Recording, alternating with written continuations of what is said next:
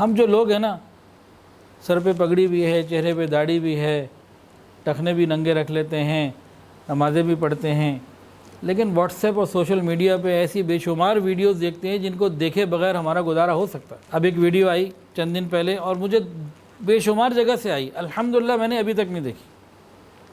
اس میں کسی کا ذکر تھا کہ جی کوئی شراب خانے کا افتتاح ہے اور فلاں صاحب وہاں موجود ہے، نہیں دیکھی۔ اب یہیں اگر پوچھ لیا جائے کہ بھئی کس کس نے دیکھی ہے تو پتہ نہیں، کوئی کہے کہ ہاں دیکھ لی، بھی دیکھی ہے تو کیوں دیکھی جب نیچے لکھا ہوا ہے؟ پھر ضرورت کیا ہے؟ آپ کے دیکھنے سے کیا ہو جائے گا؟ آپ توبہ استغفار کر لیں، اللہ سے معافی مانگ لیں۔ تو بہت ساری گناہ ہم لوگوں سے ہو جاتے ہیں۔ اب ایک صاحب سڑکوں کے اوپر بورڈ دیکھ رہے تھے کہ دیکھو لوگوں کو کیا ہو گیا ہے، کیسی کیسی عورتوں کی تصویریں لگائی ہوئی ہیں۔ بھائی لوگوں کو جو ہو گیا، جو کچھ کیا ہوا ہے وہ اپنی جگہ، تم جو دیکھ رہے ہو تم تو بدنظری کے مرتکب ہو گئے۔ شیطان نے اس طریقے سے بدنظری کا مرتکب تو کروا دیا نا۔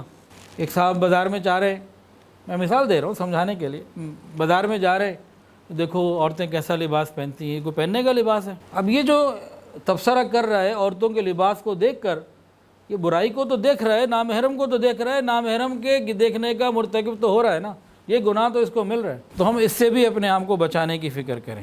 حضرت عثمان غنی رضی اللہ تعالی عنہ اور ان جیسے لوگ یہ برائی کو نہ دیکھنے پہ، نہ پانے پہ بھی خوش ہوتے تھے۔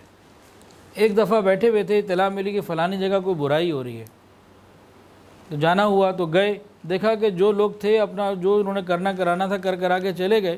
اب وہاں بندہ کوئی موجود نہیں، لیکن کچھ علامات ہیں جس سے محسوس ہو رہا ہے کہ اطلاعات جو تھیں وہ ٹھیک تھیں۔